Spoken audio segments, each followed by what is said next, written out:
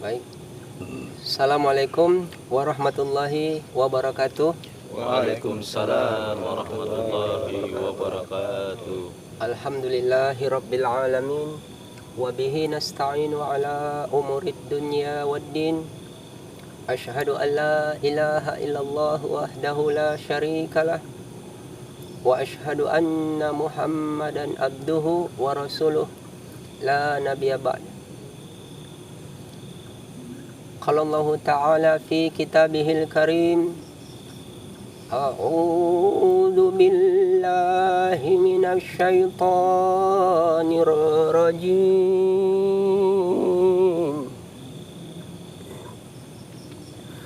Bismillahirrahmanirrahim. Ya ayyuhalladzina amanu dzkurullaha dzikran katsira wasabbihuhu bukratan wa asila. Huwallazi yusalli 'alaikum wa malaikatuhu liyukhrijakum minadz zulumati ilan nur wa kana bil mu'minina rahima. Shadaqallahul azim wa shadaqa rasulul nabiyul karim wa nahnu ala dzalika minasy syahidin. Allahumma ja'alna min suhada'il haqq al-qa'imina bil qist. Alhamdulillah. Malam ini kita berkumpul di sini teman-teman yang sudah datang jauh-jauh dari tempatnya masing-masing ya. Ini ada perihal-perihal bahwa sebenarnya kita berkumpul ini hanya sekedar membicarakan perihal gitu. Perihal apa?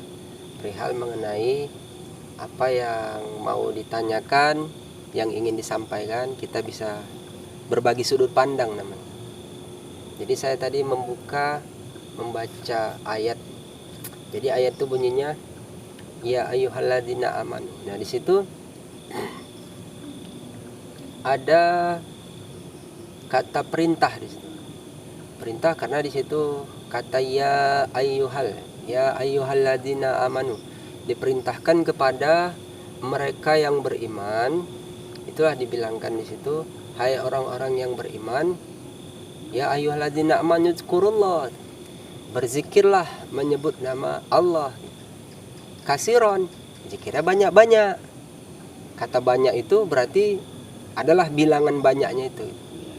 Sebagaimana kita kalau sholat kan, kalau kita pada saat ruku subhana rabbiyal azimi wa bihamdi itu kan membacanya 3 kali gitu kan, biar lebih afdol. Kalau sekali juga nggak apa-apa. Cuman kata banyak itu banyak-banyak diulang-ulang dia. Gitu.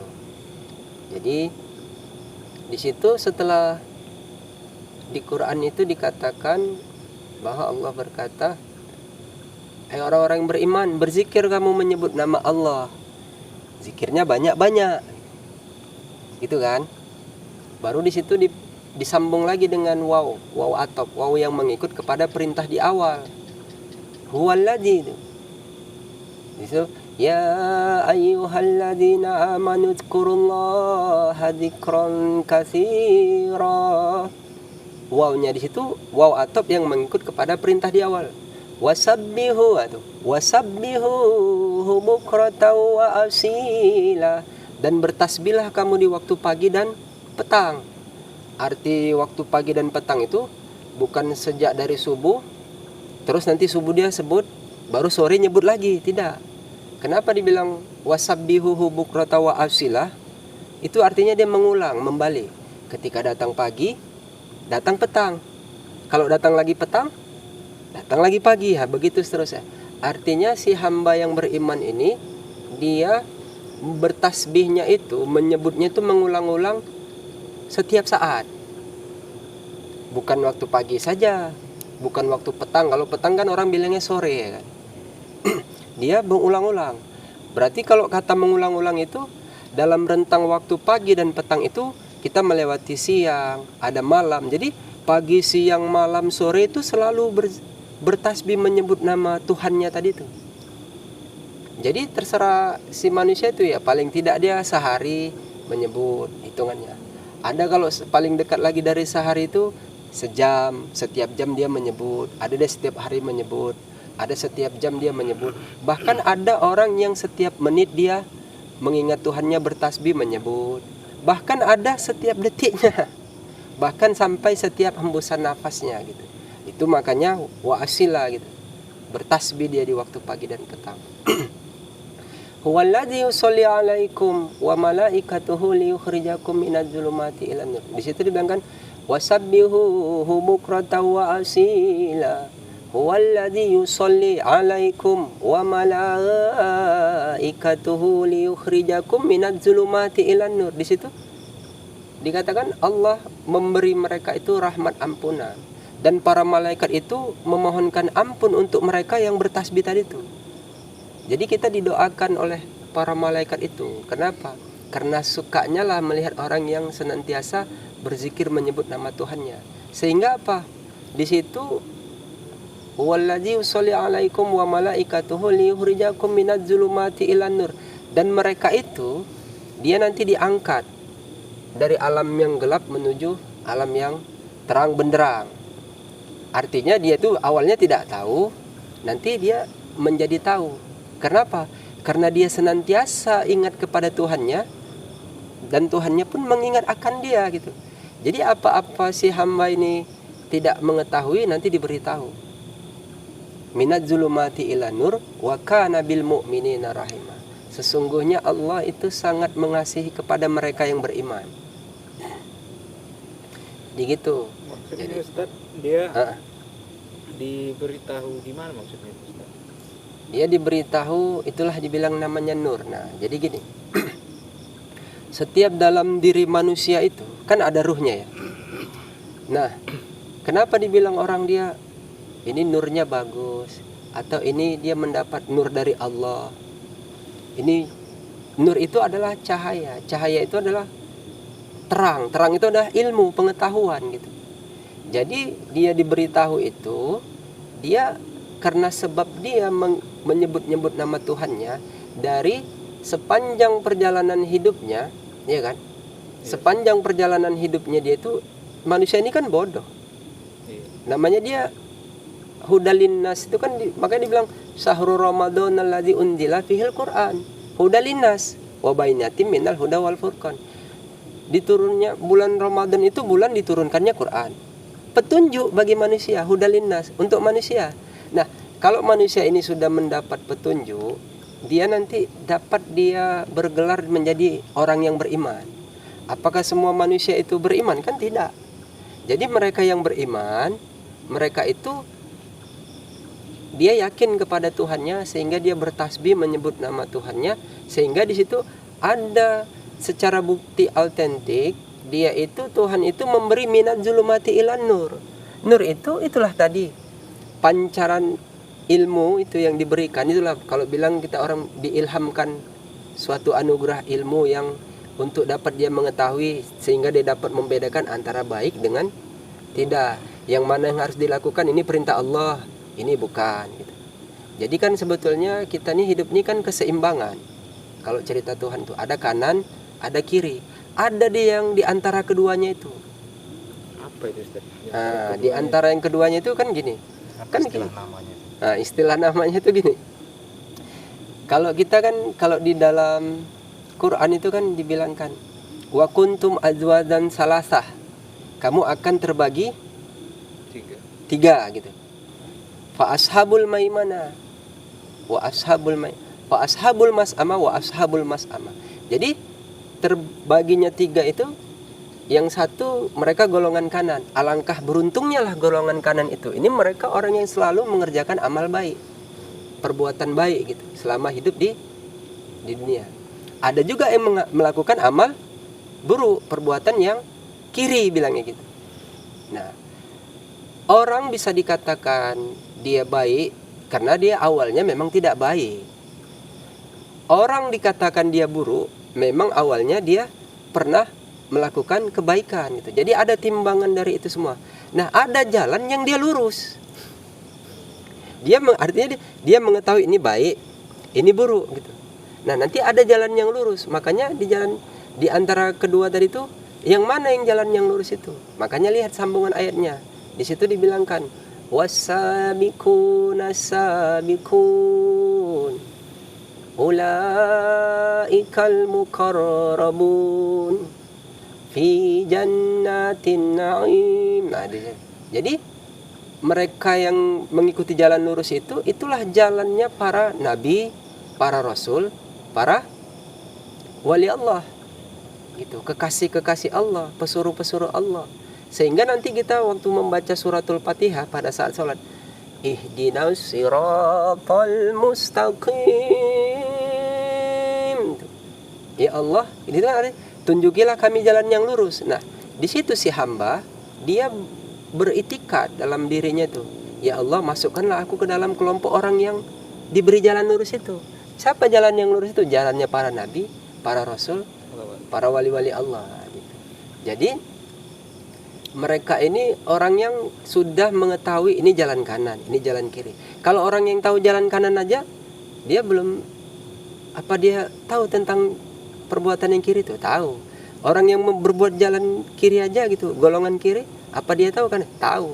Cuman karena dia tidak berada di jalan yang lurus, maka bisalah dapat kemungkinan bisa saja yang buruk jadi baik, bisa saja yang baik jadi buruk. Tapi kalau dia jalannya sudah lurus, udahlah, dia sudah bersama pemimpinnya.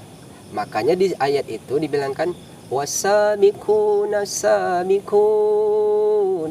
Nah, di situ ulaikal muqarrabun, mereka udah dekat sama Tuhan mereka. Fi jannatin na'im, di tempat yang penuh kenikmatan. Tsullatum minal awalin, banyak dari yang awal, dan wa qalilum minal akhirin, dan sedikit dari yang akhir. Artinya di situ terbagi dua lagi, yang awal sama yang akhir. Makanya orang yang bersama Tuhan itu, yang ulaikal muqarrabun, mereka ditunjuk sebagaimana Tuhan menunjuk ulaika. Kata ulaika ini dia sudah ditunjuk gitu. Dia sudah berada di sekitaran orang-orang yang bersama Tuhan itu. Berarti ini kalau paling tidak dia orang yang ditunjuk ini, kalau dia tidak mengikut nabi, dia mengikut rasul atau dia mengikut wali-wali Allah. Ini orang yang sudah mendapat petunjuk. Nah, makanya itu siapa yang banyak di awal? Makanya as-sabiquna awwalun itu nabi-nabi dan para sahabat nabi itu sendiri. Nanti ada as-sabiquna akhirun. Makanya di situ sullatu minal awwalin wa qalilum minal akhirin. Yang banyak dari golongan awal, siapa yang awal ini? As-sabiquna awal itu artinya was-sabiqun, di situ dimaknai mereka terdahulu beriman. Artinya terdahulu beriman dari siapa? Ya dari orang-orang yang sebelumnya di masa itu, mereka terdahulu. Karena apa? Karena mengikut kepada nabinya gitu. Nanti di akhir ada juga orang yang dia berjalan yang lurus itu. Kalau saya meyakini itulah dia bersama pemimpin akhir zaman. Nah, pemimpin akhir zaman itu dia Rasul Allah, yang pangkat ketinggiannya itu adalah dia Mahdi Allah gitu. Atau dia Al-Mahdi, atau dibilang Imam Mahdi ya gitu. Jadi itulah orang-orang jalan lurus. Jadi dia sedikit karena masanya juga sedikit, masanya sangat singkat. Beda dengan masa-masa di awal para nabi dari Nabi Adam sampai Nabi Muhammad SAW itu memiliki sahabat, itulah as-sabiquna awalun itu. Jadi Ustaz, ada yang mau ditanya. Iya, silakan. Jadi kan Ustaz bilang tadi mengikut jalan yang lurus. Iya. Itu untuk mengetahui dia ikut jalan yang lurus gimana itu Ustaz? Nah, di situ Soalnya kan banyak yang mengaku lurus gitu. iya betul juga ya. Semuanya mengaku jalannya lurus, semua mengikut Nabi. Nah, di situ saya pribadi tidak bisa mengklaim atau tidak bisa juga menunjuk, memastikan. Tapi paling tidak seseorang hamba itu dia tahu cirinya lah.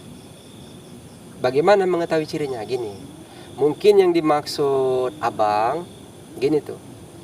Ada memang bunyi hadis pada saat nanti itu terjadinya banyak perpecahan golongan. Yang bunyi hadisnya itu iftaraqatil yahudu ala ihda wa sab'ina firqah waftaraqatin nasara ala snataini wa sab'ina firqah wa satabtariqu hadhil ummatu ala salasin wa sab'ina firqah kulluha finnar. Nah, di situ. Kita penggal dulu hadisnya ya. Di situ ada kulluha finnar. Terpenggallah semua golongan tadi nih. Di situ dijelaskan secara makna tertulis, penggambaran hadis itu mengatakan bahwa telah terpecah golongan Yahudi menjadi 71 golongan. Golongan Nasrani terpecah menjadi 72 golongannya. Dan orang Islam itu juga terpecah menjadi 73 golongannya. Banyak ya? Banyak. Sedangkan di luar dari Islam aja udah terpecah golongan. Nah, 73 itu. Nah, di situ dikatakan Nabi dengan sangat jelas kulluha. Kata kulluha itu semuanya yang golongan tadi ini. Kulluha finnar. Finnar itu masuk ke dalam neraka. Nar itu digambarkan tempat yang sangat sulit gitu. Orang membilangkannya neraka. Udahlah, memang itu dia. Kulluha finnar. Nah, setelah hadis lapas kalimat dari kulluha itu, Nabi berkata lagi, illa wahidatan, kecuali satu.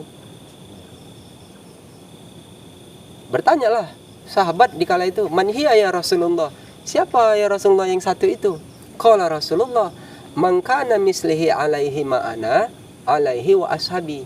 Siapa saja yang mengikut itikat sama denganku dan para sahabatku. Kata Nabi begitu. Ingat ya, sama bukan seperti.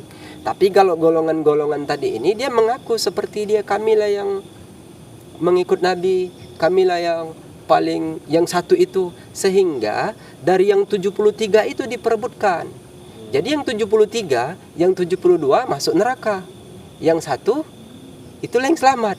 Katanya begitu. Kalau saya pribadi ditanya, yang 73 itu ya udah golongan yang dibilang Nabi kulluha finnar. Karena apa? Karena di situ penjelasan hadis itu kata kulluha itu baru setelahnya ada kata illa wahidatan. Berarti yang satu ini tidak termaksud golongan itu. Berarti enggak terikut dalam 73 Tidak, itu. itulah jadi bertengkar yang mengaku-ngaku seperti Abang bilang, mengaku dari yang 73 itu mengaku-ngakulah yang satu, kamilah yang satu yang selamat itu. Padahal yang 73 itu golongan, sudah Nabi mengatakan kulluha finnar. Jadi yang satu itu apa? Tidak termasuk golongan. Yang satu itu bukan golongan. Yang satu itu dia yang sama itikat sama seperti Nabi itu kaum. Ila wahidatan kata Nabi, itu kaum. Bagaimana Nabi kan dibilang ila wahidatan, man hiya ya Rasulullah. Ditanya sahabat, siapa yang satu itu? Apa kata Nabi di situ? Man kana mislihi alaihi ma ana alaihi wa ashabi. Ingat, wa ashabi. Siapa saja yang mengikuti itikat sama denganku dan para sahabatku. Tidak ada kata itu seperti. Sama dia. Contoh samanya itu gimana Ustaz? Soalnya ditengok pun orang gimana? banyak juga yang apa yang ciri-ciri samanya itu. Samanya begini. Jadi kan dah saya bilang bahwa yang 73 itu dia terpenggal dari kata kalimat kulluha. Jadi selama ini mungkin yang antum-antum dengar semua, abang-abang dengar, bapak dengar. Jadi yang dari 73 itu yang 72 tidak selamat, yang satu selamat. Sehingga berebutlah. Kamilah yang satu itu gitu. Padahal itu semua yang 73, yang Nasrani 72, yang Yahudi 71 itu kulluha, semuanya golongan. Golongan itu kulluha finnar. Nabi yang menjelaskan di situ. Cuman kenapa ditafsir begitu? Namanya mengaku-ngaku boleh lah bang. Karena jumlahnya banyak, ya banyaklah pengikutnya. Kan semuanya ikut-ikutan. Nah, sementara yang satu itu dia bukan golongan. Yang satu itu adalah kaum. Sebagaimana di awal Nabi mengatakan di awal, Nabi dia tidak membawa golongan. Nabi itu membawa kaum juga. Nabi Muhammad, Nabi Allah Muhammad SAW, dia membawa kaum. Kaumnya itu kaum Ansor, kaum Muhajirin. Sebenarnya gini tuh, yang benar itu satu. Apapun ceritanya yang menang itu satu. Kenapa? Kalau dia ada dua, ada tiga, dia bersatu menjadi satu. Makanya yang dibilangkan itu illa wahidatan, kecuali satu saja. Artinya Nabi mengisyaratkan yang benar itu cuma satu. Kaum Muhajirin sama kaum Ansor itu karena beda letak tempat domisilinya saja. Kaum Ansor berada di Madinah. Kaum Muhajirin berada di Makkah. Kaum Muhajirin hijrah ke Madinah. Kemana? Ke Madinah itu kaum Ansor bertemu dan mereka bersatu. Ikut siapa? Ikut Nabi, menjadi sahabat Nabi. Makanya nggak ada timbul pertanyaan. Jadi siapa kaum yang di akhir yang dibilang Nabi? Nah itu. Iya. Saya mau potong Ustaz, cuman lagi ngobrol seru pula. Kaum apa kira? Yang satu itu kaum yang dibilang Nabi adalah sabaqal mufaridun. Kaum mufaridun telah mendahului kita, kata Nabi.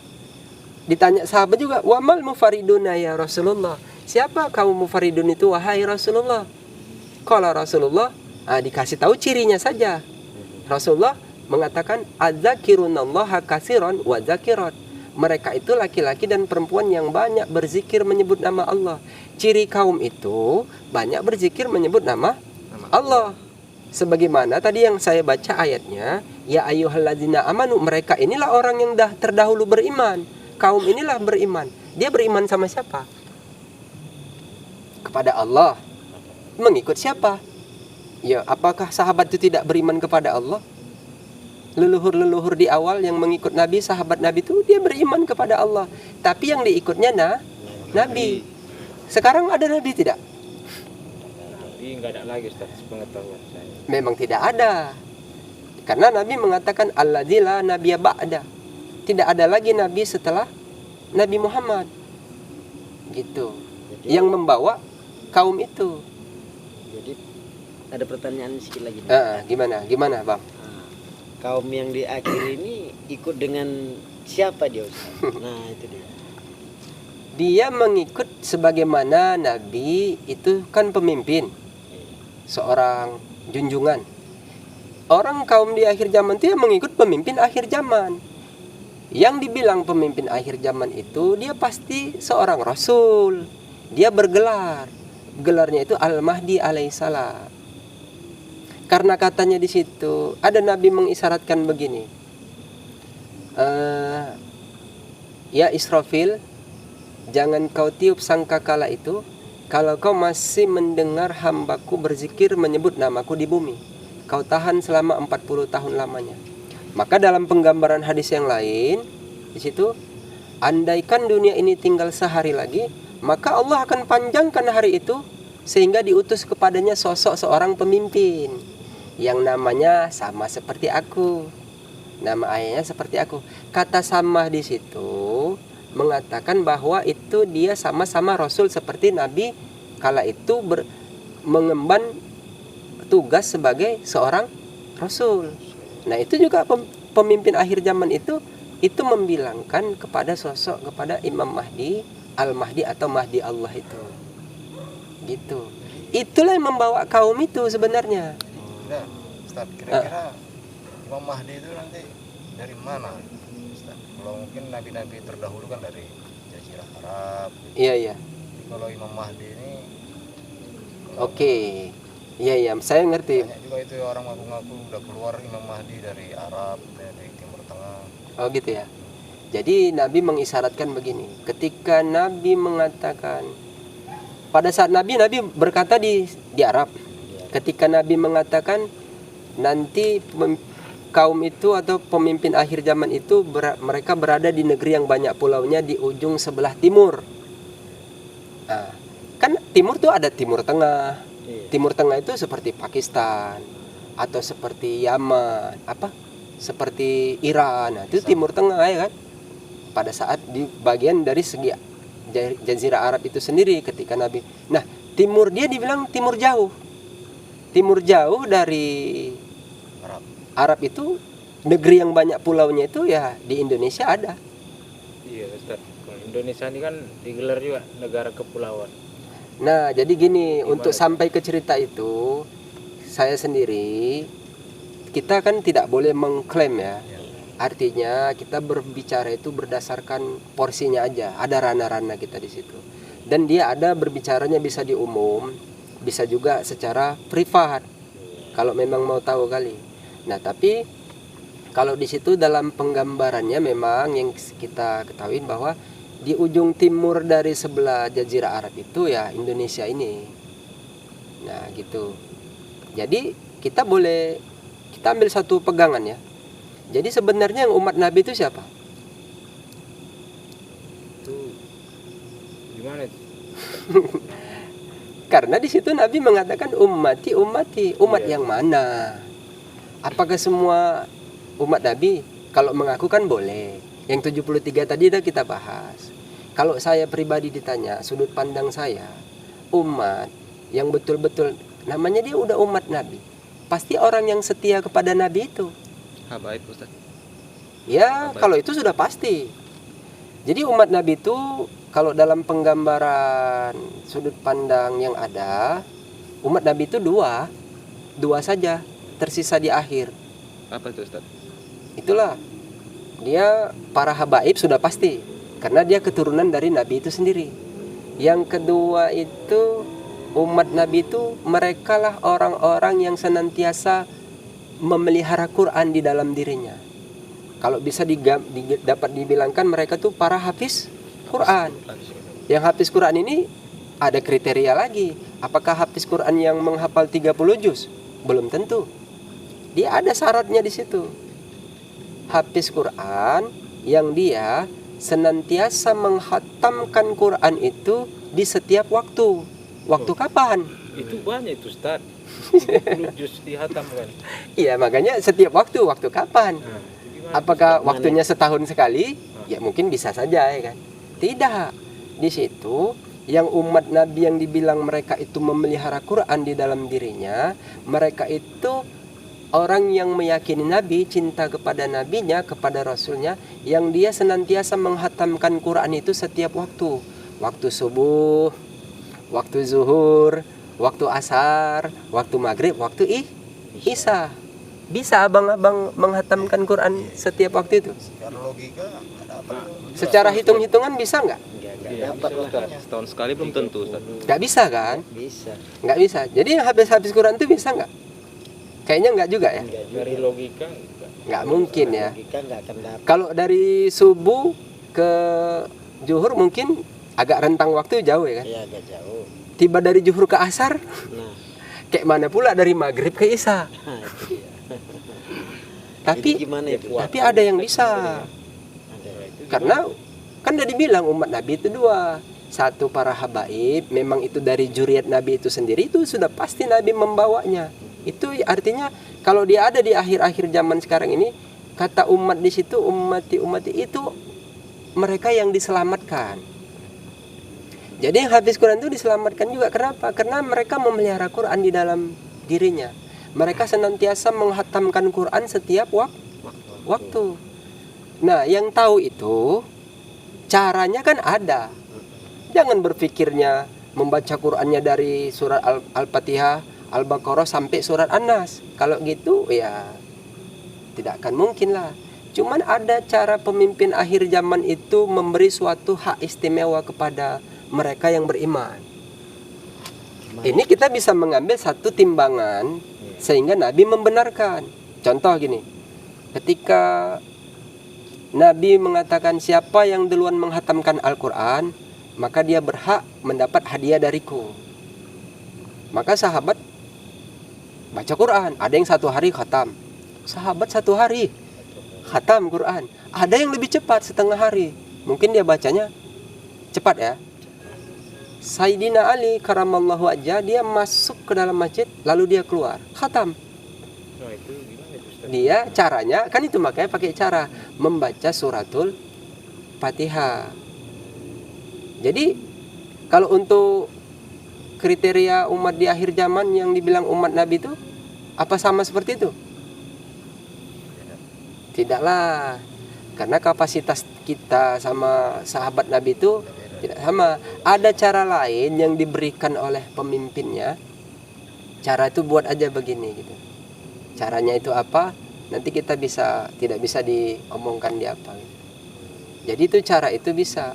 Itulah yang dikatakan umat Nabi. Jadi kita kembali ke cerita. Tadi umat Nabi 2 ya, ingat ya, para habaib dan para hafiz Quran yang bagaimana? Hafiz Quran yang menghatamkan Qurannya setiap waktu. Waktu apa? Waktu subuh, zuhur, asar, maghrib, isya. Yang bisa melakukan itu hanya orang yang mengikut pemimpin akhir zaman. Nah, gitulah kesimpulannya. Karena pemimpin akhir zaman itu dia tahu caranya. Bisa dia menghatamkan, karena pasti itu namanya ada izin. Kalau iya kata pemimpinnya itu, udah iyanya itu. Karena dia pemimpin itu kan dia membawa kaum itu. Ingatnya Ustadz, Mufaridun itu gimana itu Ustadz? Kaum apa macam mana itu? Ya kaum. Mufaridun itu gini. Kenapa? Orang kan berpikir, bertanya. Mungkin abang memaksudkan itu selama ini tidak pernah mendengar. Atau di Quran, pernah dengar di Quran nggak? Pernah. Enggak pernah. Bahkan ustaz-ustaz sekalipun tak pernah bercerita tentang mufaridun ini. Iya. Pernah bercerita, mungkin membaca hadis. Iya. Tapi kan orang selalu bertanya, berstatement, ini apa ada di Quran? Ya adalah. Saya bilang nggak ada. Mana mungkin ada hadis yang nggak ada Qurannya? Adalah. Jadi hadis itu, kalau namanya hadis, itu pasti ada asbabun nurut hadis itu. Sebab hadis itu diucapkan oleh Nabi. Kalau Quran kan pasti ada asbabun nuzulnya. Sebab-sebab diturunkannya Quran itu. Jadi tidak mungkin dia tidak bersamaan. Artinya apa? Kalau ada hadisnya pasti ada Qurannya itu. Kalau ada Qurannya pasti ada hadisnya. Karena yang menjelaskan Quran itu ya hadis itu gitu. Jadi yang diceritakan itu sebetulnya cerita di muka bumi ini yang terhampar ini. Manusia itu semua cerita Tuhan dan orang-orangnya, dan orang-orang yang menjalankan perintah, hukum serta larangannya. Bahkan orang yang membangkang kepada Tuhan pun diceritakan di Quran itu. Dan sejarah-sejarah nabi-nabinya semua itu cerita. Dia menjadi tolak ukur, menjadi hukum gitu. Menjadi batasan hukumnya itu gitu. Jadi Quran itulah dasar. Jadi kalau ada katanya mufaridun itu munfarid katanya. Sabaqul munfaridun, kata munfarid itu mereka itu terpisah. Terpisah dari apa? Kalau orang bilang munfarid itu memisah dari siapa? Dari golongan. Bukan dari golongan. Kalau itu sudah pasti mereka itu, karena mereka tidak termaksud ke dalam golongan itu, karena mereka kaum. Jadi mufaridun itu ambil dari kata sabaqol mufaridun gitu hadisnya kan. Kalau kata munfarid itu munfarid, dia memisah, tunggal gitu, terpisah dari siapa nih? Dari sabikun, mereka terdahulu beriman. Mereka ini terpisah dari leluhurnya.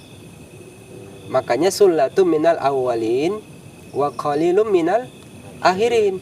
Karena mereka ini di awal itu wasabikun asabikun. Makanya ada asabikun awalun, ada asabikun akhirun. Jadi kalau singkat cerita, sudah pastilah pemimpin akhir zaman itu masih dari juriat Nabi Muhammad sallallahu, atau kalau bisa dibilang dari juriat Rasulullah itu sendiri. Yang mengikut dari juriat siapa? Sahabat. Ya, sudah pasti dari juriat sahabat itu sendiri juga. Kenapa? Yang setia sama Nabi siapa? Sahabatnya. Jadi gitu. Ketika Nabi ada dialog begini, sabaqal mufaridun, telah menang kaum mufaridun. Ya Rasulullah, mereka menang apa? Dari siapa? Dari kita. Mereka menang apanya yang menang? Mereka duluan masuk surga. Bisa gitu Ustaz. Hah? Yang menjalankan cerita pertama kan para nabi gitu. Iya. Kenapa yang duluan selamat nih yang terakhir gitu Ustaz? Iya. Kalau saya ditanya, saya juga mengikut apa cakap Nabi itu juga nya. Kenapa? Karena yang membilangkan itu Nabi. Kata sabikun itu artinya mendahului, terdahulu, terdepan, mendahului, menang gitu. Makanya di situ kata sabikun. Makanya as-sabikun awal, kata sabikun itu yang paling tepat, mereka terdahulu, duluan beriman gitu. Siapa? Nabi dan para sahabatnya.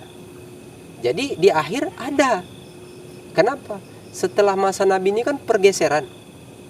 Iya Ustaz. Pergeseran, maka terjadilah 73 golongan itu tadi.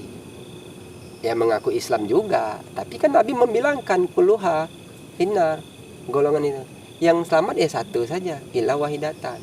Jadi kalau kita urut gini dia, untuk dapat lebih kita dapat berbaik sangka gini. Setelah masa Nabi, masa sahabat ya, ada masa tabi'in, ada masa tabi'in wa tabi'in. Nah ini yang mengikut kepada setelahnya. Setelah itu barulah diantar setiap per 1 abad, kurun per 100 tahun itu wali-wali Allah. Diantar itu kenapa? Sebab itu di awal karena Nabi memohon kepada Tuhan, ummati ummati. Artinya diantarnya para wali-wali itu untuk menyelamatkan umat Nabi itu tadi. Sampai setiap per 100 tahun. Ini udah berapa ribu tahun jarak dari Nabi. Maka di akhir pemimpin para wali itu keseluruhannya ada Imam Mahdi itu. Makanya orang itu dimenangkan kenapa? Udah paling akhir, paling corot, paling di ujung, tapi mereka kuat dengan keimanannya. Apa bukti mereka itu beriman? Nah itu harus diketahui lah. Kalau mengaku-ngaku aja kan bisa. Iya Ustaz, itu Apa bukti mereka beriman? yang Kenapa susah, bisa Ustaz. dimenangkan coba? Iya, itu Coba. yang mau dipertanyakan tadi, Ustaz. Itu yang buat penasaran. Ciri-ciri orang mufaridun itu bagaimana? Ustaz? Ciri-cirinya tadi udah dibilangkan azzakirunallaha katsiran wa zakiron. Ciri-cirinya mereka itu beriman. Ya ciri-ciri berimannya apa? Kan udah dibilangkan di situ. Ya ayyuhalladzina amanu dzkurullaha dzikran katsiran. Nah, jadi kalau kita ambil dari kata sabikun di awal, mereka terdahulu beriman. Yang duluan berzikir menyebut nama Allah ya orang kaum itu. Itu dia aja. Iya. Karena yang lain kan golongan itu tadi tidak. Ada golongan yang menyebut itu? Nggak ada. Tidak ada. Kalau nggak percaya, datangi aja masjid-masjidnya gitu. Datangi surau, datangi, lihat amalannya apa ya gitu. Tapi ingat, untuk membuktikan saja, jangan cerita benar salah. Nanti terjadi pertikaian. Kalau kita bertikai sama orang yang mengaku dia benar, apa? Kita masuk ke dalam cerita itu, nanti kita masuk ke golongan itu. Ya, kalau itu ya udahlah. Sekarang timbul pertanyaan, abang-abang ini semua berzikir nggak menyebut nama Allah agar yang dibilang Islam, yang dibilang Nabi itu ilah wahidatan itu. Saya ada punya satu tanda alamat di Quran menjelaskan bahwa kalau kita mengaku Islam boleh nggak? Boleh. Tapi kalau Islamnya diakui Allah lebih paten nggak kira-kira? Itu yang paten yang dicari-cari. Itu yang dimau gitu kan. Jadi Islam mereka ini, berimannya mereka ini langsung Allah Ta'ala yang sendiri yang mengakui mereka itu selamat, beriman mereka itu diakui. Kenapa? Di situ dalam penggambaran ayat dia begini. Innal muslimina wal muslimati wal mu'minina wal mu'minati wal qaniti wal qanitati was sadiqina was sadiqat والصابرين والصابرات والخاشعين والخاشعات والمتصدقين والمتصدقات والصائمين والصائمات والحافظين فروجهم والحافظات والذاكرين الله كثيرا والذاكرات أعد الله لهم maghfiratan wa azran azima. Jadi di situ sangat jelas menggunakan kata inna. Innal muslimina wal muslimat. Allah berkata di Quran begitu. Sesungguhnya laki-laki dan perempuan yang muslim, mereka ada waw atop di situ. Waw atop tuh wal mu'minina wal mu'minat. Mereka laki-laki dan perempuan yang beriman. Wal qaniti wal qanitati was. Mereka laki-laki dan perempuan yang taat. Wasodik, mereka laki-laki dan perempuan yang benar. Di situ wasobir, mereka laki-laki dan perempuan yang sabar. Wal mutasaddiqin, mereka laki-laki dan perempuan yang bersedekah. Wasoimin, mereka laki-laki dan perempuan yang berpuasa. Wal hafiz, mereka laki-laki yang menjaga kehormatannya. Wadzakirin Allah kasiran, mereka laki-laki dan perempuan yang banyak berzikir menyebut nama Allah, sehingga di situ mendapat hadiah lah dia. Apa hadiahnya? Wa zakirati a'addallahu lahum maghfiratan wa azran azima. Mereka laki-laki dan perempuan yang banyak berzikir menyebut nama Allah itu, mereka mendapat ampunan dan pahala yang besar. Udah dapat ampunan, dapat pahala lagi. Karena apa? Karena di akhirnya mereka banyak berzikir menyebut nama Allah. Kata waw atop di situ menggunakan kata inna. Jadi seolah-olah kalau dia sudah berzikir menyebut nama Allah, dia sudah pasti orangnya puasa, dia orang yang bersedekah, dia orang yang berpuasa dan bersedekah, dia yang benar, dia yang taat, dia yang menjaga kehormat, dialah yang beriman itu tadi, dialah yang muslim itu yang sebenarnya. Makanya Nabi mengatakan ila wahidatan. Makanya mereka itu bukan golongan, mereka itu kaum. Kaumnya kaum mufarridun yang dibilang Nabi. Karena tidak ada lagi Nabi bercerita tentang kaum lain kecuali kaum mufarridun. Sedangkan kaum yang dibawa Nabi di awal kaum Ansor, kaum Muhajirin. Tapi kan ada juga kaum-kaum sebelumnya lagi. Di zaman Nabi Musa ada kaum, di zaman Nabi Lut ada kaum. Ada kaum itu udah ada sejak dulu. Setiap kurun masa itu berganti masanya, berganti pemimpinnya, berganti juga nama sebutannya. Makanya di akhir mana ada kaum Ansor. Makanya kita nih sekarang mau ikut siapa? Mau ikut Nabi? Nggak bisa ikut Nabi. Jadi gimana itu? Kan semua ya harus ngikut Nabi katanya gitu Nggak kan. bisa. Jadi dia begini, kalau orang dia mengaku dia, itu kan dia mengaku sebetulnya, mengaku mengikut Nabi. Tapi kalau dalam segi konteks bahasa tidak bisa dia mengikut Nabi. Kalau orang sekarang ini ya, dia hanya bisa mengikut cakapnya Nabi. Kalau mengikut Nabi kenapa tidak bisa? Karena dia tidak hidup di zaman Nabi. Udah gitu aja sederhananya. Logikanya gitu aja. Yang ikut Nabi siapa? Sahabat Nabi. Para sahabatnya. Jadi yang bisa ikut dari Nabi kita apanya? Cakapnya. Cakap Nabi kita disuruh ikut pemimpin akhir zaman. Seperti Bapak bilang tadi, ikut kepada Imam Mahdi. Cuman kan orang mesti tanya-tanya mana Imam Mahdinya gitu. Mana Mahdinya, mana Al-Mahdinya gitu. Kemana? Kalau saya ditanya, itulah pemimpin kaum mufaridun itu. Karena apa? Karena dalam penggambaran ayat itu kan Rasul Allah. Dalam penggambaran ayat ada rupanya Rasul Allah di akhir berzikir menyebut nama Allah. Ya adalah, masa nggak ada? Ngapain kita bercerita berdusta gitu? Karena mungkin orang bercerita kan sebetulnya gini, siapa saja pun yang bercerita, mau gelarnya ustadz, mau gelarnya kiai, mau gelarnya profesor, mau gelarnya itu dia ulama, nah itu gelar kepangkatan dia di dunia aja gitu. Tapi kalau perkara dia tahu atau tidak tahunya itu perkara siapa duluan tahu. Kebanyakan setahu saya itu dia bercerita dalam cerita. Tahu cerita dalam cerita? Gimana itu? Cerita dalam cerita itu dia membaca kitab yang sudah dituliskan ulama sebelumnya. Dia baca, dia ceritakan lagi. Nanti dia pula lagi menukil, bercerita lagi di situ. Itulah cerita dalam cerita. Kan nggak ada jadinya cerita orang akhir zaman. Karena secara sistematis, secara logika saja, bagaimana mau diceritakan cerita akhir zaman orang belum ada ceritanya kok. Cuman dikasih tahu aja gambarannya oleh Nabi gitu. Inilah. Jadi yang tahu cerita akhir zaman itu sudah pastilah pemimpin akhir zaman itu sendiri dan para pengikutnya. Mereka itulah orang akhir zamannya. Bisalah dia bercerita. Siapa mereka itu? Gitu. Gimana? Gitu kan Bang? Kira-kira tengoklah siapa di antara kita ini.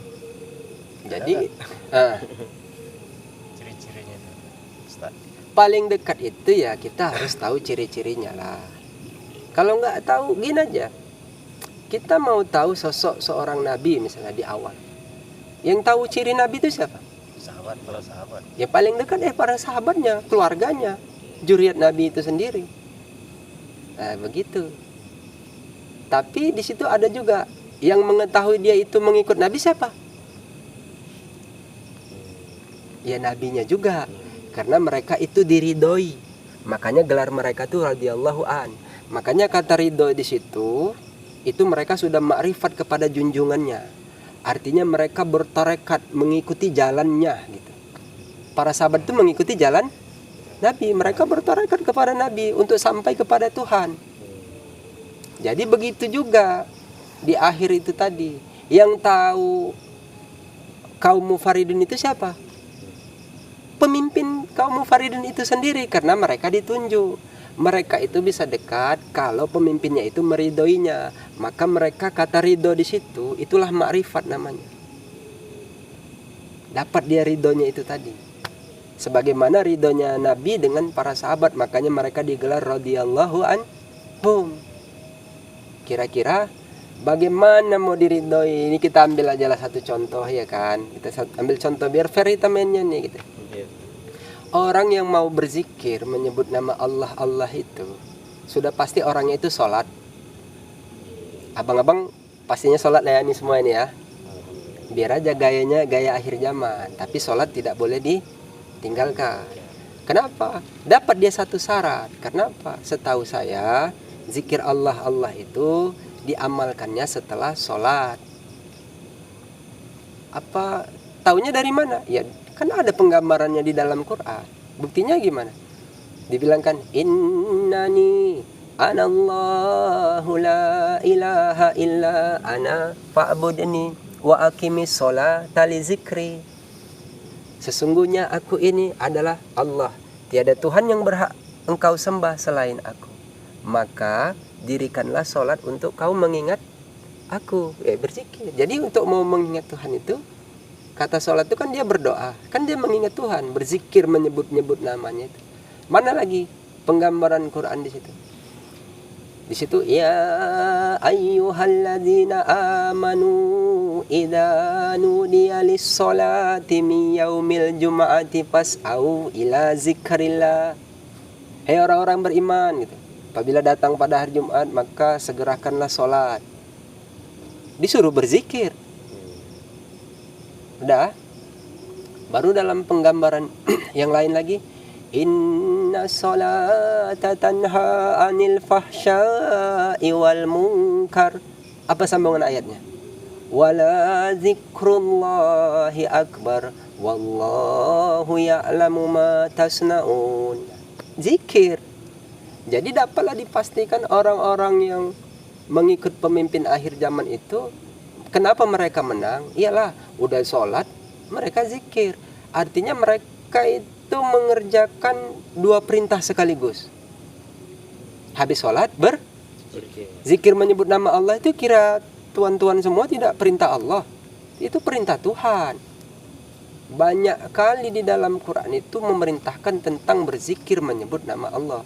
Makanya di surat Al-Waqiah tadi itu ya kan, dibilangkan di situ wa kuntum azwajan salasa fa ashabul maimanah wa ashabul maim wa ashabul mas'amah wa ashabul mas'am wasabiquna sabiqun ulaikal muqarrabun fi jannatin na'im thullatun minal awwalin wa qalilum minal akhirin. Nah, baru diceritakan dari situ tentang surga neraka. Nah, di akhir ayat itu nanti bunyinya itu jelas. Inna hadza lahu haqqul yakin fasabbih bismi rabbikal azim. Sungguh ini adalah keyakinan yang benar. Inna hadza lahu haqqul yakin. Yakin dia ini benar. Fasabbih, maka diperintahkan. Fasabbih bismi rabbikal azim. Maka bertasbihlah menyebut nama Tuhanmu yang agung. Sebutlah. Enggak sebut juga, payah nanti ya kan urusannya. Di situ ada makna rahasia lain. Nanti kita bisa bercerita di luar dari itu. Kalau ini kan kita sharing-sharing aja. Sharing-sharing. Ustaz bilang tadi nama itu gimana?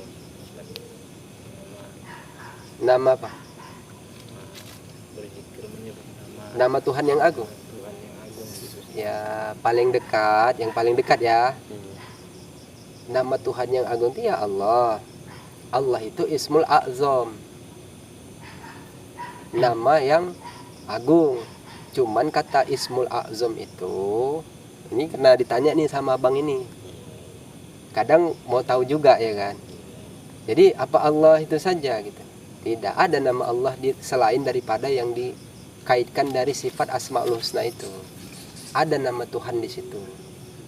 Dia kalau mau tahu sampai ke tingkat itu bisa. Kita bahasa sedikit aja ya, nggak usah banyak-banyak. Kalau banyak-banyak nanti bisa bodoh. Tapi bodohnya jangan sekali 2 kali lah ya kan. Bodoh-bodoh ya Ustaz. Bodoh-bodoh aja. Kalau udah tahu udah slow-slow aja gitu. Jadi kata Ismul Azam itu banyak orang mengatakan Qul huwallahu ahad misalnya. Katakan Allah itu ahad. Ahad itu esa. Atau orang membilangkannya satu. Kalau satu berbilang. Kalau kata berbilang itu, kalau satu pasti ada 2, ada 3, ada 4, nggak bisa. Makanya di situ kata ahad itu esa. Esa itu makrifat. Tunggal. Dia ada, makanya dibilang Ismul Azam itu satu dari yang satu, yang awal sama yang akhir itu juga dia. Kan pasti ada nama. Nah, untuk mengetahui nama, kita harus memastikan gelarnya dulu. Gelar Tuhan ini apa ya di dalam Quran gitu. Oh, itu gimana tuh Ustaz? Ada lagi gelarnya Ustaz? Iya ada lah, mana mungkin nggak ada. Pasti dia bergelar. Karena Allah itu Ismul Azam, nama yang agung. Allah kan sudah nama yang agung. Iya, adalah gelar. Kalau kata bahasa gini, Allah itu sempurnanya nama, Tuhan itu kan sempurnanya wujud gitu. Kan sudah saya bilang di awal. Untuk dapat mengetahui itu dia paling tidak tahulah gelarnya dia. Kalau gelarnya Rasul siapa? Nabi. Nabi itu kan gelarnya tinggi. Kalau di akhir pemimpinnya Imam Mahdi. Mahdi gitu kan. Mahdi alaihissalam gitu. Jadi kalau mau tahu gelar Tuhan itu, dia dimaknai dengan harus sesuai konteks. Kita ambillah satu ayat gini. Qul innama ana basyarum mislukum yuha ilayya annama ilahukum ilahu wahid. Nah, sama mengatakan qul huwallahu ahad. Jadi dibilangkan qul innama, katakan ya Muhammad, aku ini sama seperti kamu manusia yang menerima wahyu. Akulah Tuhanmu yang Maha Esa. Jangan pula orang mengaku dia Allah. Banyak tuh ya. Banyak Sudah saya makrifat dengar di katanya. Dia mengaku dia Allah. Ah, inilah mau kena sepak ini ya kan. Nggak bisa. Itu khusus, terkhusus dia. Bukan itu makomnya. Kalau dalam penggambaran makom itu pasti orangnya gini deh. Innahu laqur'anun karim fi kitabim maknun la yamassuhu illal mutahharun tanzilum mir rabbil alamin. Sesungguhnya Al-Quran itu adalah bacaan yang sangat mulia di dalam kitab yang terpelihara. Tidak dibenarkan menyentuhnya kecuali mereka yang disucikan. Karena ini perkataan Tuhan yang menciptakan seluruh alam. Itu. Jadi kalau ada orang yang mengaku-ngaku dia sudah ma'rifatullah, bahkan dia aku ini Allah di sini, udah berpaham-paham kaji begitu.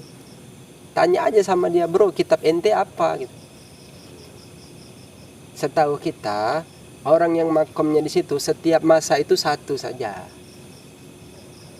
Paling dekat dia itu seorang Rasul Allah atau wali Allah yang dipilih pemimpinnya. Kenapa? Karena di situ ada membawa kitab. Kitabnya para nabi, para rasul, para wali Allah itu kitabnya ya Lauhul Mahfuz itu. Karena apa yang ada di Quran ada di kitab itu. Apa yang ada di kitab itu ada ceritanya di Quran. Makanya mereka duluan tahu tentang cerita apa yang mau diceritakan. Baik itu yang lalu dan yang akan datang. Jadi kalau mau mengetahui yang abang maksud tadi itu, kenapa saya mutar-mutar dulu? Biar mengerti dulu di sini. Jadi kan berarti ada yang mengemban itu tadi. Contoh kita berdoa gini ya, biar tahu nanti gelarnya apa. Jadi bukan saya yang mengatakan, tapi aku tahu Tuhanku dari Tuhanku. Tapi sebatas mana taunya? Kan pasti dibatasi. Kalaupun diberitahu, jadi tahu itu, terus mau apa? Terus kalau udah tahu mau hebat-hebatan, apa? Tidak begitu. Jadi kita berdoa nih ya. Di dalam Quran tuh Rabbana la tu'ahilna in nasina au akhtana Rabbana wa la tahmil alaina إصرا كما حملته على الذين من قبلنا ربنا ولا تحملنا ما لا طاقة لنا به واعف عنا واغفر لنا أنت مولانا فانصرنا على القوم الكافرين. Jadi Tuhan tuh begitu. Tuhan tuh lah yang melindungi semua dari kita, memohon perlindungan dari Tuhan, memohon keselamatan apa sih? Karena dia anta maulana fansurnya. Atau kita berdoa yang lain di luar dari itu gitu. Allahumma rabbana ya rabbana taqabbal minna innaka antas samiul alim wa tub alaina ya maulana innaka antat tawwabur rahim. Atau kita membaca syair. Ada syairnya gitu. Saya dulu waktu masih di pondok ya. Waktu saya nyantri dulu, itu kami sering membaca itu. Syair itu waktu saya di tahun 2003. Sekarang berarti udah 20 tahun yang lalu ya kan. Nah, di situ kami suka membaca La ilaha illallah Allah Allah ya maulana La ilaha illallah Allah Allah ghafaru dzunub. Jadi situ jelas sama Quran tadi itu. Fansurna alal qaumil kafirin itu. Anta maulana fansurna alal qaumil wa'fu anna waghfir lana. Ampunilah kami waghfir lana itu. Anta maulana. Jadi sama dibilangkan di syair itu, dibilangkan dialah mana, dialah yang mau ngampuni kita semua gitu. Dialah Tuhan itu gitu. Nah, kalau sudah bergelar ke situ barulah mulai mendekat-dekati nama. Itulah yang dibilang Ismul A'zam itu, Bang. Satu dari yang satu. Maksudnya satu dari yang satu, yang awal sama yang akhir dia juga itu gitu. Apa mungkin Tuhan yang dulu sama Tuhan yang sekarang berbeda? Enggak mungkin lah. Dia juga ciptaan semua kan. Iyalah, cerita ini kan cerita semua. Makanya digambarkan sih, siapa yang tahu nama Tuhan yang selain daripada yang diketahui pada umumnya secara lazim, ini pasti dia ahli. Entah ahli apa ya terserah. Orang bilangnya ini ahli surga lah, terserah.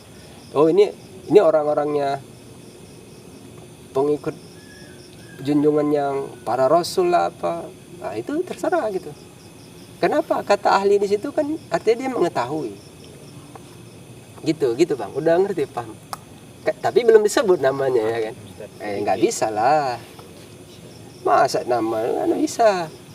Nanti itu rahasia ya Ustaz? Bukan rahasia, memang dirahasiakan. Dirahasiakan ya Ustaz? Iya. Mana bisa kita apa gitu, dan tidak ada ranah kita di situ untuk membahas itu gitu.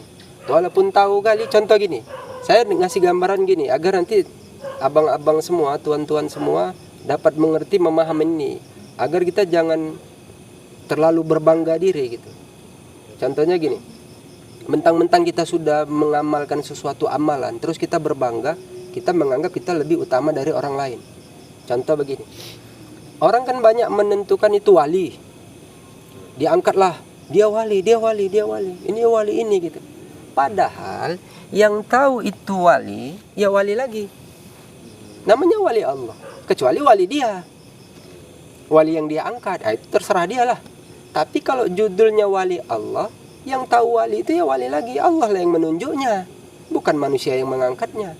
Tapi Allah lah yang menunjukkan itu wali Allah. Yang tahu wali itu ya wali lagi. Kalaupun ada dia yang bukan wali, dia tahu bahwa itu dia wali Allah, itu berarti dia pengikut wali itu. Nah, jadi pengikut wali itu, karena wali ini dirahasiakan, kalau dia membilangkan kepada orang selain daripada orang yang bukan pengikutnya juga, ini dia sudah berkhianat tentang pengakuan kebenaran itu. Walaupun yang dibilangnya benar, mau jadi pengkhianat. Nah, maka di situ juga cerita itu. Kalau Nabi Allah Muhammad SAW itu adalah Rasul yang dizahirkan. Tapi kalau Al-Mahdi itu adalah Rasul Allah yang dirahasiakan. Sudah pastilah orang pengikut-pengikutnya tidak mau memberitahu. Kok ada pula yang mengaku-ngaku Imam Mahdi di sana? Dari mana jalannya? Dari konteks bahasa ini aja dia sudah. Kalau saya bilang nggak betul itu gitu. Ngapain mesti udahlah, kalau dia mengaku dia benar ya itu urusan dia lah gitu. Kita mana ada bersinggungan dengan orang-orang seperti itu. Jadi paham ya, seandainya nanti berizki mau disebut ini nggak bisa. Nanti ente kena dengan perkara itu tadi. Berarti kau pengkhianat kau ya gitu. Tidak bisa. Udah ceritakan aja yang sesuai porsinya, cirinya diceritakan. Mana bukti autentiknya? Ini Al-Quran. Mana lagi? Ini hadisnya. Udah cukup sampai di situ aja. Nanti perkara dia mendapat hidayah, petunjuk, rizki yang dia terima, itu urusan seseorang itu gitu. Semana dia kuatnya. Kenapa? Karena setahu saya kaum itu yang bersama pemimpin akhir zaman itu, mereka tidak berdakwah untuk membanyak-banyai kelompoknya. Tidak seperti dakwanya yang saya lihat sekarang ini, membanyak-banyai golongan itu tadi. Tidak. Mereka itu justru bersunyi-sunyi karena mereka munfarid. Mereka itu terpisah, dan mereka itu nanti orang yang berusaha mencari dia gitu. Paham ya? Jadi nggak bisa. Tengok tuh abang ini, rambutnya pun udah berdiri ya karena saking seriusnya. Tapi bukan karena terhipnotis bang ya? Bukan ya? Hah? Tegak imannya. Tegak imannya kata bapak ini. Tegak imannya. Jadi gimana bang? Kayak mana bang? Abang jangan iya aja bang. Mantap bang. Hah? Abang gimana bang? Gini Ustaz. Ini ada pertanyaan nih bang. Kita kan cerita-cerita. Penjelasan Ustaz. Kan orang-orang pada bilang kan banyak-banyak membaca salawat kepada Nabi. Nanti dia akan mendapatkan syafaat Nabi atau pertolongan Nabi gitu. Itu gimana Ustaz penjelasannya? Ustaz? Ya memang betul itu. Kalau dia meyakini di situ. Dia meyakini nabinya ya, dan itu suatu kewajaran. Sebagai dia mengaku Islam, dia membaca sholawat kepada nabinya, ya kan? Dari dia mengharap syafaat dari pertolongannya. Ya itu sudah benar seperti itu gitu. Tapi sebaik-baiknya sholawat, nah itu dia bertempat di dalam suatu amal. Amal yang benar itu diawali dengan Fatihah dan diakhiri dengan sholawat dan salam. Sebagaimana kita sholat. Kalau hanya berselawat saja, salawat itu kan artinya wasilah, jalan dia mau selamat. Dia harus bertawasul. Misalnya abang mau baca sholawat banyak-banyak, tawasulnya kemana? Harus tahu. Atau kepada yang disolawatin, mungkin seperti itu. Yang pasti dia misalnya tawasulnya kepada Rasulullah gitu. Maksudnya di dalam amalan itu dia nggak usah banyak baca, dia baca sekali aja, tapi di dalam satu amalan yang dia istiqomah dengan amalan itu. Diawali dengan Fatihah dan diakhiri dengan sholawat dan salam. Berarti di dalam itu ada bacaan-bacaan lain kan? Tidak mungkin terlepas dari Al-Quran dan hadis itu. Gitu. Jadi gitu deh bang. Kalau dia meyakini seperti itu untuk dia benar. Kita tidak bisa mengklaim itu. Tapi kalau saya lebih suka berzikir menyebut nama Allah, karena situ sudah satu paket. Pernah nggak dengar berzikir menyebut nama Allah itu diawali dengan Fatihah dan diakhiri dengan sholawat dan salam? Itu dia tuh bang. Makanya saya bilang segala sesuatu amal itu bila dia bertempat, maka dapatlah dia diterima. Kalau dia tidak bertempat, sebagaimana sholat nih, kenapa Allah mengatakan fawailul lil musallin, celakalah orang yang sholat? Karena diterangkan di situ alladzina hum an sholatihim sahum. Katanya mereka itu yang lalai dari sholatnya gitu. Jadi gimana itu? Karena mereka sholatnya tidak bertempat. Karena dia mengaku dia yang sholat. Tapi kalau orang yang mengerti itu, dia harus bertempat gitu. Nanti bertempatnya di mana? Nantilah, sabar dulu ya kan. Kita ceritanya di sini dulu. Biar sholatnya itu berterima di sisi Tuhan, sholatnya itu harus bertempat bang. Nggak usah jauh-jauh tentang amalan yang mulia bang, tentang amal yang paling sederhana bang. Sampah aja bang, kalau nggak pada tempatnya bang orang marah bang. Jangan buang sampah sembarangan bang. Gitu. Ada peringatan. Iya, di warning, jangan buang sampah sembarangan. Artinya ada tempat sampah itu. Apalagi cerita amal harus bertempat. Makanya sholat itu harus bertempat agar diterima. Zikirnya juga harus bertempat agar zikirnya diterima. Sedekahnya harus bertempat. Maksudnya bertempat gimana Ustaz? Di atas sajadah gitu Ustaz? Bukan. Itu tempat yang masuk untuk duduk aja. Ini enggak, kata bertempat itu. Sabarlah dulu ya. Nanti kita calling dulu. Bisa enggak itu disampaikan gitu. Oh, yang paling umum aja. Yang paling umum agar orang dapat menerimanya tuh. Makanya kalau kata bertempat itu saya kasih satu gambaran aja gitu. Dan ini memang sudah banyak orang tahu sebenarnya, tapi tidak semua tahu. Kalau dia berzikir, kata bertempat itu pertama dia itu berzikirnya apa gitu. Dan apanya itu apa yang disebut gitu. Apa kira-kira zikir yang disebut gitu. Dia tahu itu nanti tuh bertempatnya kemana gitu. Dah, setelah itu baru apanya yang berzikir gitu. Lisannya kah ataukah kolbunya gitu. Nah, itu kata bertempat. Satu, kita kasih gambaran gitu.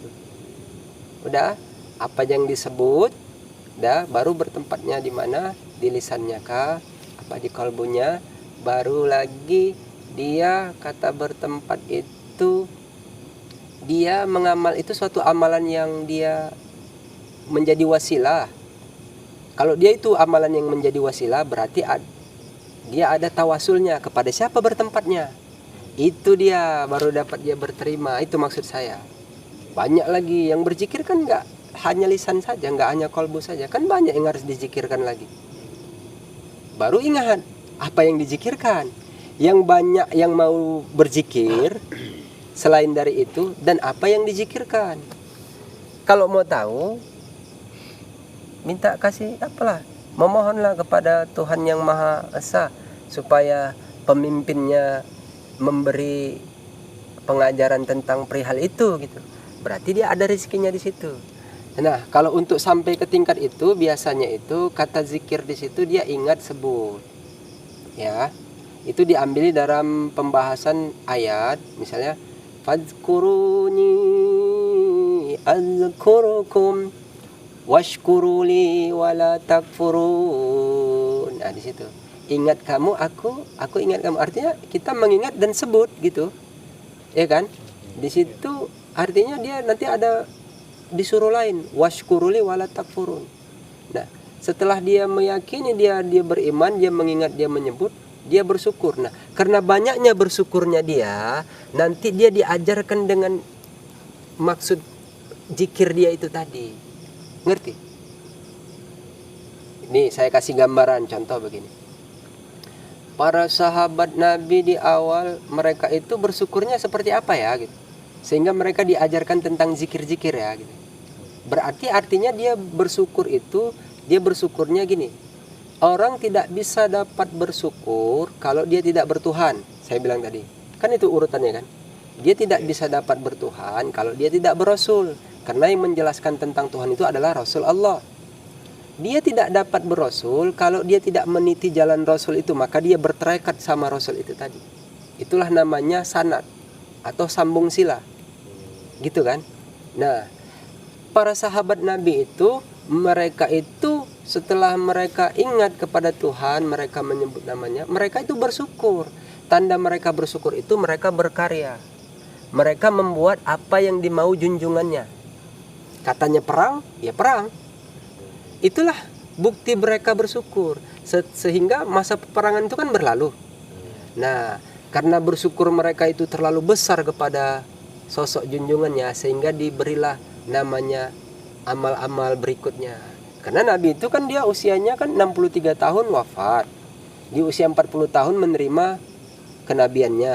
Di 13 tahun pertama itu kan menegakkan kalimat tauhid itulah. Berperang. Setelah itu 10 tahun terakhir barulah mulai beribadah. Disitulah dikasih tahu. Sama nih di cerita ayat ini. Fadzkuruni azkurkum washkuruli wala takfurun. Ya bersyukur. Berarti bersyukurnya apa nanti nih orang di akhir zaman nih? Baru sehingga di akhir mereka itu dapat perintah. Perintah apa? Perintah ibadah. Apa tuh? Ya ayyuhalladzina amanu sta'inu bisabri wassalah. Hei, orang yang beriman. Kok kata beriman tuh dia tadi bersyukur. Dia sudah zikir mengingat Tuhan, barulah dia mendapat perintah ya ayyuhalladzina amanu sta'inu bisabri wassalah innallaha ma'as-sabirin. Kira-kira ya begitulah. Jadi para sahabat itu begitu, dia mendapat perintah-perintah lain setelah masa itu. Jadi mungkin untuk hari ini gimana? Mantap. Kita ada lagi yang mau ditanya? Saya silakan aja. Nanti kalau udah nggak ada kita lain waktu kita bertemu lagi. Itu aja. Itu aja Ustaz. Gitu ya. Yalah, sementara itu dulu lah. Oke, jadi supaya kita mendapat rahmat dari Tuhan yang Maha Esa, Allah Subhanahu wa taala, kita selalu ingat berzikir, menjalankan perintahnya, dan kita senantiasa berdoa agar kita dapat diselamatkan oleh Allah dan para rasulnya itu ridho kepada kita, sehingga kita masuklah ke dalam cerita yang dimau Tuhan. Sebetulnya kita tuh pada intinya bisa nggak kita masuk ke dalam cerita itu? Kalau cuman kita bercerita saja, itulah seperti pantun juga ya kan. Ikan kakap di atas meja, cakap-cakap aja mana buktinya gitulah. Jadi kita berusaha kita masuk ke dalam cerita itu. Sebagaimana kita misalnya membaca Alhamdulillahirabbil alamin gitu kan. Kita kan memuji tuh, segala puji bagi Allah Tuhan yang menciptakan seluruh alam. Itu secara makna si hamba membaca, tapi si hamba harus mengitikadkan di dalam dirinya, ya Allah, masukkanlah aku ke dalam kelompok orang yang memujimu. Itu. Jadi berdoa, Bang. Abang mau menyebut apa? Berselawat.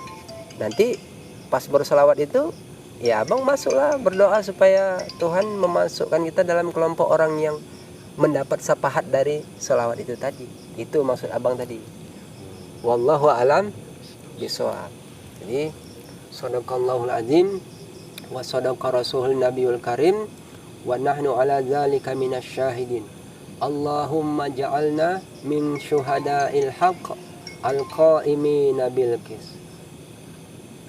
Assalamualaikum warahmatullahi wabarakatuh. Waalaikumsalam warahmatullahi